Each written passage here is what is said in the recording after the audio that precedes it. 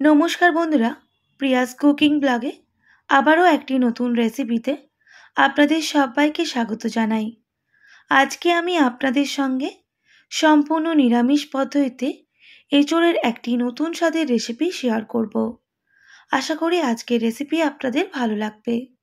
তো চলুন আজকের রেসিপি আমরা দেখে নিই। এঁচোড়ের রেসিপি বানানোর জন্য আমি এখানে এঁচোড় কেটে নিয়েছি। এঁচোড়টা ঠিক এইভাবে কেটে নিতে হবে। আর হ্যাঁ বন্ধুরা, এঁচোড়ের ভেতরে যে একটা আঁতির মতো অংশ থাকে সেটাও কিন্তু আমি কেটে নিয়েছি। 3 থেকে 4 বার জল পাল্টে পরিষ্কার করে ধুয়ে নিয়েছি। এরপর এঁচোড়টাকে সেদ্ধ করে নিতে হবে। এরপর লাগছে মুগ ডাল। আমি মুগ ডালটা বেশ কিছুক্ষণ ভিজিয়ে রেখেছিলাম। তবে এখানে একটা কথা বলে রাখি, এটা যেহেতু ঘরোয়া মুগ ডাল তাই আগে থেকেই ভাজা ছিল, আমি আর ভাজলাম না। আপনারা অবশ্যই মুগ ডালটা ভেজে 2 থেকে 3 বার জল পাল্টে পরিষ্কার করে ধুয়ে নেওয়ার পর 2 থেকে 3 ঘন্টা ভিজিয়ে রাখবেন, তাহলে মুগ ডালটা অনেকটাই ভিজে যাবে।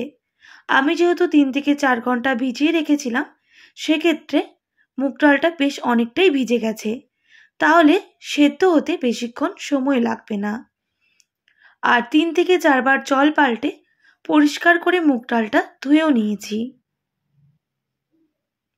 বন্ধুরা, একটু লক্ষ্য করে দেখুন, মুগ ডালটা কিন্তু অনেকটাই ভিজে গেছে। আর এদিকে এঁচোড়টা কিন্তু আমি সেদ্ধ করে নিয়েছি। স্বাদ মতো লবণ আর সামান্য পরিমাপ হলুদের গুঁড়ো দিয়ে এঁচোড়টা সুসেদ্ধ করে নিতে হবে। তো বন্ধুরা, আপনাদের একটু দেখিয়ে দিই কিভাবে এঁচোড়টা সেদ্ধ করবেন। খুব বেশি সেদ্ধ করলে কিন্তু এঁচোড়গুলো বেশ গলে যাবে, খেতে ভালো হবে না। তাই ঠিক 60%-এর মতো সেদ্ধ করে নিতে হবে। এদিকে এবার একটা কড়াই বসিয়ে দিয়ে দেব 1 টেবিল চামচ সর্ষের তেল। তেলটা একটু গরম হয়ে গেলে দিয়ে দিতে হবে গোটা গরম মশলা। দিয়ে দিলাম 2টো এলাচ, 2টো লবঙ্গ, সামান্য দারুচিনি আর একটা শুকনো লঙ্কা। গরম মশলাগুলো খুব ভালোভাবে ভেজে নিতে হবে। গরম মশলা থেকে খুব সুন্দর একটা গন্ধ বের হলে দিয়ে দিতে হবে গোটা জিরা। আর গরম মশলাগুলো খুব ভালোভাবে ভাজা হয়ে গেছে, এবার দিয়ে দেব 1/2 টেবিল চামচ আদা বাটা। এবার আদা বাটাটা খুব ভালো করে ভেজে নিতে হবে। যেহেতু আদাটা গায়ে ছিটকে পড়ছে, অবশ্যই একটু হলুদ ব্যবহার করলে আদা কিন্তু গায়ে ছিটকে পড়বে না। এবার আদাটাকে 2 থেকে 3 মিনিট সময় নিয়ে ভেজে নিতে হবে, গ্যাসের ফ্লেমটা মিডিয়ামে করে।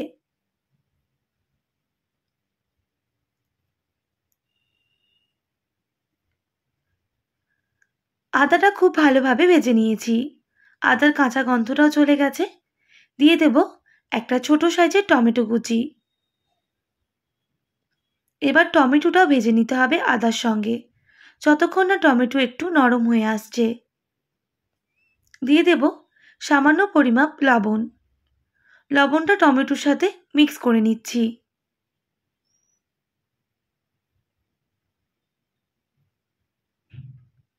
তো বন্ধুরা, প্রায় 1 থেকে 1.5 মিনিট টমেটোটা ভেজে নেওয়ার পর টমেটো কিন্তু অনেকটাই নরম হয়ে এসেছে।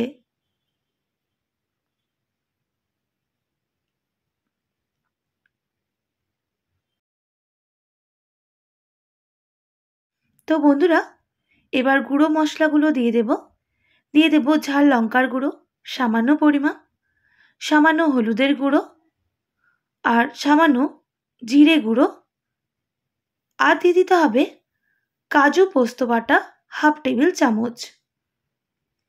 আবারও ভালো করে মিক্স করে নিতে হবে, আর অল্প একটু বাটি ধোয়া জলও অ্যাড করলাম।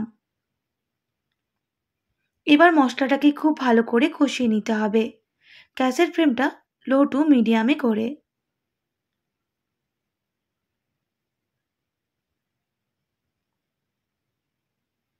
বেশ কিছুক্ষণ মশলাটা কষিয়ে নেওয়ার পর মশলার কালারটা কিন্তু অনেকটাই চেঞ্জ হয়ে এসেছে। আরও বেশ কিছুক্ষণ কষিয়ে নিলে মশলার যে কাঁচা গন্ধটা সেটা কিন্তু একেবারেই চলে যাবে।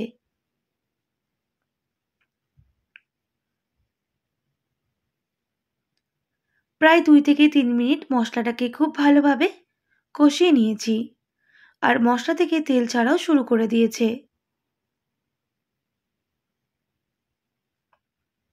এবার দিয়ে দেব ভিজিয়ে রাখা মুগ ডাল। মশলার সাথে মুগ ডালটা খুব ভালোভাবে মিক্স করে নিতে হবে আর মিক্স করে নেওয়ার পর প্রায় 1 থেকে 1.5 মিনিট কষিয়ে নেব।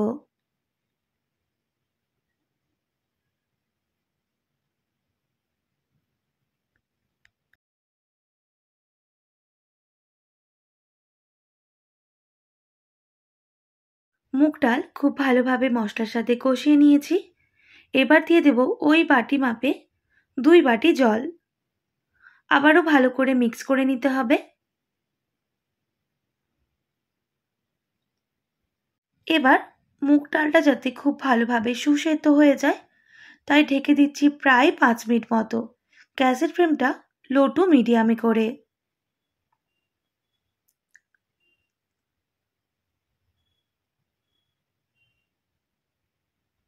5 মিনিট পর ঢাকনাটা সরিয়ে নেব। তো বন্ধুরা, মুগ ডালটা কিন্তু খুব ভালোভাবে সুসেদ্ধ হয়ে গেছে আর জলটা কিন্তু অনেকটাই শুকনো হয়ে গেছে। এরপর এখানে দিয়ে দিতে হবে সেদ্ধ করে রাখা এঁচড়। এবার সমস্ত এঁচড়ের সাথে মশলা আর ডাল খুব ভালোভাবে মিক্স করে নিতে হবে।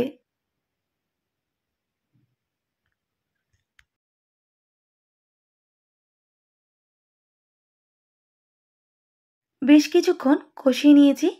এবার দিয়ে দেব পর্যাপ্ত পরিমাপ উষ্ণ গরম জল। এখানে বলে রাখি, উষ্ণ গরম জল দিলে রান্নার কালারটাও ভালো থাকে আর টেস্টটাও ভালো হয়। আর আপনারা অবশ্যই পরিমাপ বুঝে জলটা দিয়ে দেবেন।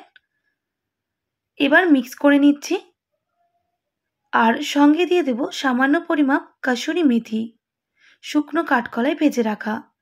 আবারও মিক্স করে নিয়ে 2 থেকে 3 মিনিট ফুটিয়ে নেব। তার জন্য ঢেকে দিচ্ছি প্রায় 2 মিনিট মতো। 2 মিনিট পর ঢাকনাটা সরিয়ে নিতে হবে। তো বন্ধুরা, অনেকটাই কিন্তু ঝোলটা ফুটে এসেছে। এবার একটু মিক্স করে নিতে হবে।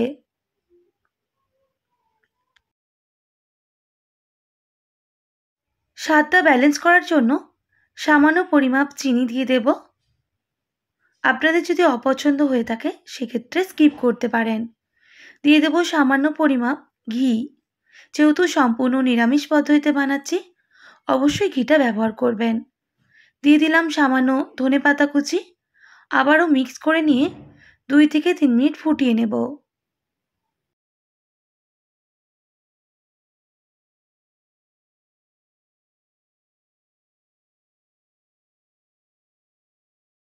দুই থেকে 3 মিনিট ফুটিয়ে নিয়েছি। আমাদের কিন্তু রেসিপি একেবারেই রেডি। এবার গ্যাসের ফ্লেমটা অফ করে দিতে হবে। সম্পূর্ণ নিরামিষ পদ্ধতিতে এঁচোড় আর ডালের রেসিপি একেবারেই রেডি। খেতে দুর্দান্ত হয়। রুটি, ভাত, পরোটা সবার সাথেই কিন্তু অসম্ভব টেস্টি লাগে। এইভাবে একবার অবশ্যই নিরামিষের দিন এঁচোড়ের রেসিপি বানাবেন। বাচ্চা থেকে বড় সবাই আঙুল চেটে খাবে। আশা করি আজকের রেসিপি আপনাদের ভালো লেগেছে। ভালো লেগে থাকলে অবশ্যই একটি like, comment, share and subscribe করে আমার পাশে থাকার অনুরোধ রইল। পাশে থাকা বেল আইকনটিও প্রেস করে দেবেন, তাহলে নিত্য নতুন রান্নার ভিডিওগুলি আপনাদের কাছে পৌঁছে যাবে। আজকের মতো এতটাই। আবারও নতুন কোনো রেসিপি নিয়ে দেখা হবে। আপনারা ভালো থাকবেন, সুস্থ থাকবেন আর এতক্ষণ আমার সঙ্গে থাকার জন্য অনেক ধন্যবাদ আপনাদের সবাইকে।